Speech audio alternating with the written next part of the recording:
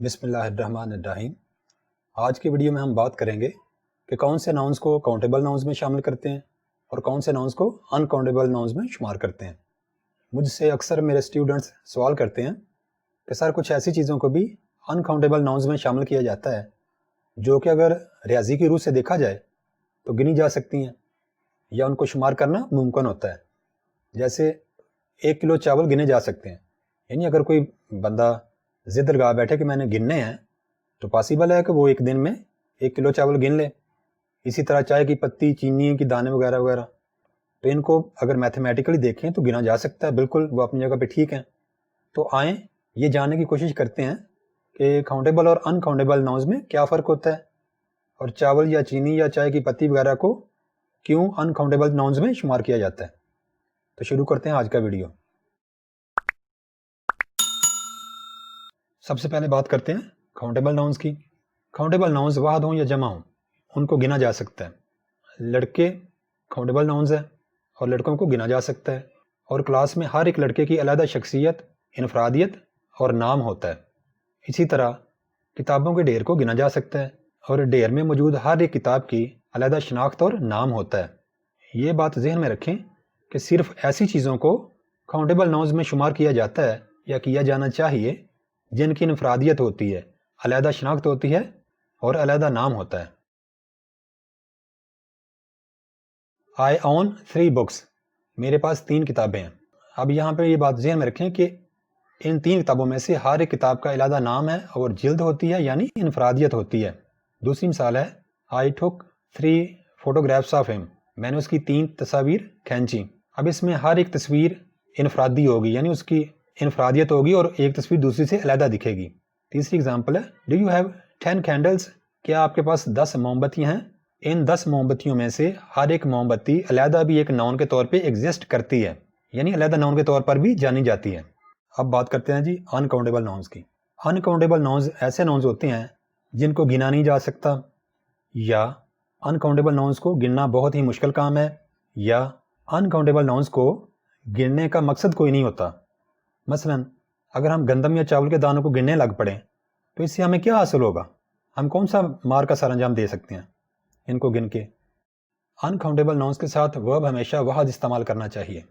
مثلا There is no more water in the pond، یہ correct ہے کیونکہ یہاں پہ ہم نے water ان کاؤنٹیبل ناؤن ہے، اس کے ساتھ ہم نے واحد ورب لگایا ہوا ہے is۔ اگر یہاں پہ فرض کریں ہم ARE لگاتے ہیں اور There are no more water in the pond، تو یہ غلط ہوگا کیونکہ یہاں پہ ہم ورب پلورل استعمال کر رہے ہیں، جبکہ ان کاؤنٹیبل ناؤنز کے ساتھ سنگولر ورب آتا ہے، واحد ورب آتا ہے، تو از یہاں پہ لگانا چاہیے۔ Sugar is in abundance here, تو یہاں پہ کیونکہ شوگر ایک ان کاؤنٹیبل ناؤن ہے تو از یہاں پہ کریکٹ ہے کیونکہ یہ واحد ورب ہے اور واحد ورب بھی استعمال کیا جانا چاہیے۔ اگر ہم کہیں گے کہ sugar a in abundance here تو یہ رانگ ہوگا۔ ان کاؤنٹیبل ناؤنز کی ایگزامپلز یہ ہیں rice, sugar, wheat, sand etcetera. اس سوال کا جواب ڈھونڈنے کے لیے کہ چاول کو ہم ان کاؤنٹیبل میں کیوں شمار کرتے ہیں، یہ بات یاد رکھیں کہ گندم یا چاول کے ہر دانے کی علیحدہ سے کوئی نام یا انفرادیت یا شناخت نہیں ہوتی۔ یہی وجہ ہے کہ ان کو گننے سے ان کی انفرادیت میں کوئی فرق نہیں پڑتا۔ دیکھیں، یا تو ہم ان کو چاول کہہ سکتے ہیں اگر وہ مجموعے میں ہیں، اور اگر ان کے دانوں کی بات کریں گے تو ہم یہی کہیں گے کہ چاول کا دانہ یا گندم کا دانہ یا ریت کا ذرہ۔ یعنی اگر ہم ان کو انڈیویجولی بیان کرنا چاہیں گے تو ساتھ ہمیں لگانا پڑے گا کہ کس کا وہ حصہ ہے۔ یعنی اگر ہم ان کاؤنٹیبل ناؤنز میں سے ان کے ایک پارٹ کو یا ان کے حصے کو یا ان کے دانے کو نام لے کے پکارنا چاہیں گے تو ہمیں ساتھ لکھنا پڑے گا کہ یہ چاول کا دانہ ہے یا گندم کا دانہ ہے یا ریت کا ذرہ ہے، کیونکہ وہ دانہ چاول کی وجہ سے ہے، اس کے علیحدہ کوئی شناخت نہیں ہے۔ گندم کا دانہ گندم کی وجہ سے ہے اور ریت کا ذرہ ریت کی وجہ سے ہے، اس کے علیحدہ کوئی شناخت نہیں ہے۔